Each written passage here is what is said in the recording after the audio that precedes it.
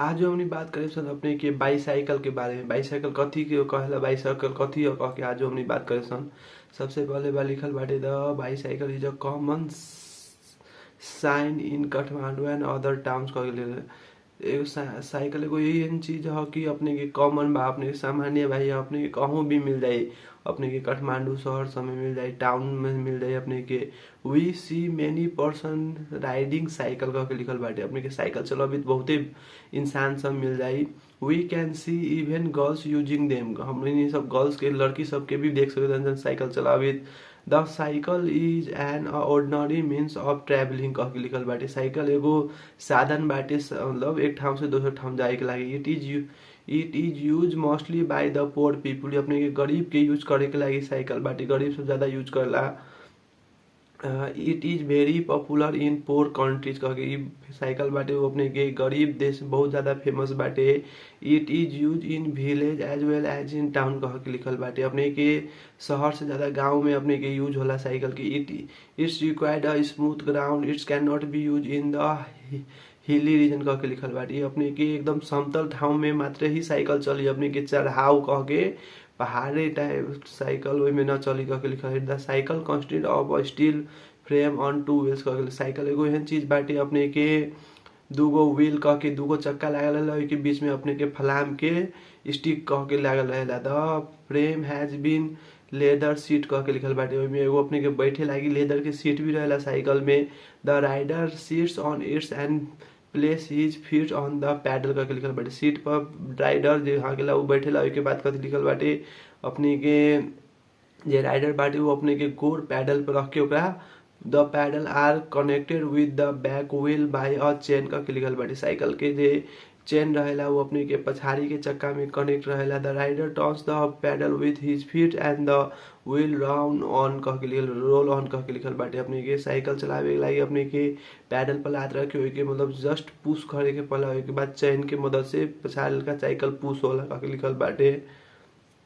The front wheel is connected to a handle with rider hold the handle and turns the cycle to the any direction the likes करके लिखल है। अपने के cycle के जो main handle है में कथी रही कि अपने के हैंडल कनेक्ट रही, अपने के टर्न का घुमा के कोनो भी डायरेक्शन में अपना जा सके जी कह के लिखल है। दूसरी बात कथी लिखल है अपने के द फ्रंट व्हील भी can be turn to any direction. The rims on the wheels are move with rubber tyres करके लिखल है। अपने के जे अगल का चक्का के जे पिछल का चक्का वो अपने के रिम रही, रिम के में रबर के टायर्स कह के लिखल है में इंस्टॉल कह के। Inside the tyres of the wheel are cover with the rubber tyres. Inside the there are be rubber tubes, the tubes are fill with air by an air pumps कह के लिखल है। में टायर्स में अपने के ये अपने के टायर्स के भीतर एगो ट्यूब रही, ट्यूब में की रही कि अपने के एयर पंप से अपने सब हवा भी भर सके छी। The bicycle which we see today in better and more comfortable than before. अपने के साइकिल दिन पर दिन अपने के पहले से बहुत बेटर बहुत कंफर्ट हो जाए रहे। इट्स वाज claim and uncomfortable when it is invented.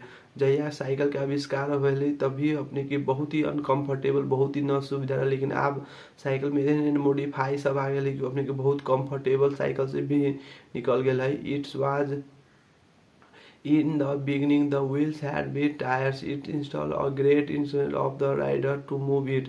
अपने के पहले के जो राइडर सब अपने के बहुत ही दिक्कत ज्यादा होते रही अपने के साइकिल राइड करे में। Is needless a great instead of the rider to move it once could not go great distance on it। Cycle से पहले की रही अपने बहुत डिस्टेंस ज़्यादा कर सकते थे, लेकिन बहुत दिक्कत भी हुई रही। उसके बाद करते slowly improvement were made and its become comfortable for riding when all things in is invented it is rude and imperfect its required some year to improve and refine.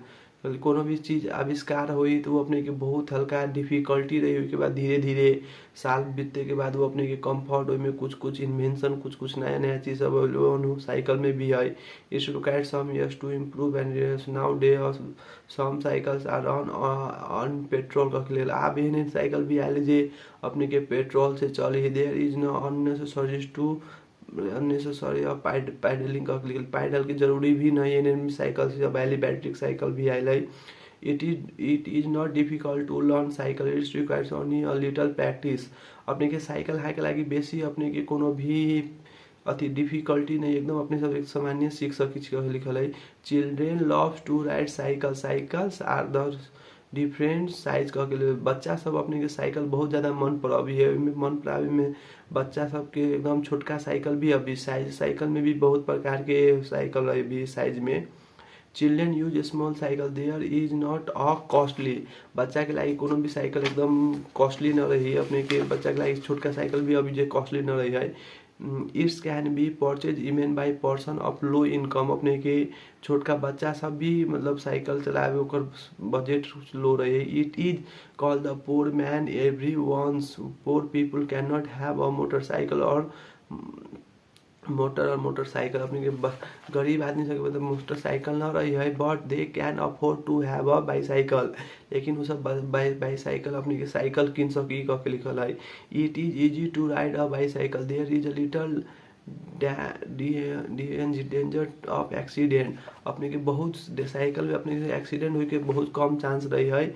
It is a pleasure to ride a cycle, cycle हाँके में एगो एकदम आनंदमय रही कह के लिखल है। We can visit not to distance place on a cycle, हमने से बेसी डिस्टेंस साइकिल से कवर तो ना कर सकी, लेकिन we can visit not to distance place on a bicycle, we can enjoy beautiful science by travelling on cycle का क्लियर। हम तो साइकिल से ज़्यादा दूर ट्रैवल तो ना कर सकी, लेकिन बहुत आनंदमय ब्यूटीफुल प्लेस सब भी घूम सकी। We can enjoy beautiful science by travelling on a cycle, cycling a good for a health कह के लिखल है। Cycle is a good exercise, cycle अपने के स्वास्थ्य के लागि भी अच्छा रही, अपने के हेल्थ के लागि। We can go out by cycle and breathe pure air, we can also use cycle for carrying small loads, cycle के हम सब छोटका छोटका सामान के लागि भी यूज कर सकी छी।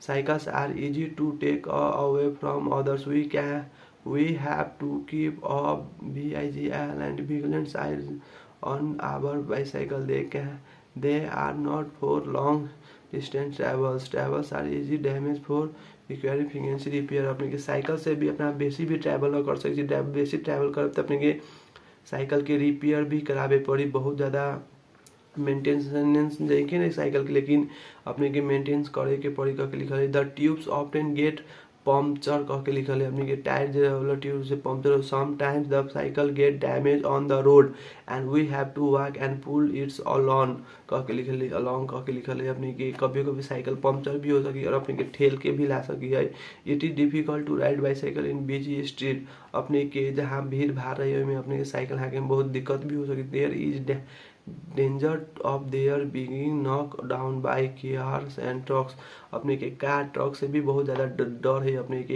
ये अति चलावे लगी। आज के लिए इतने ही।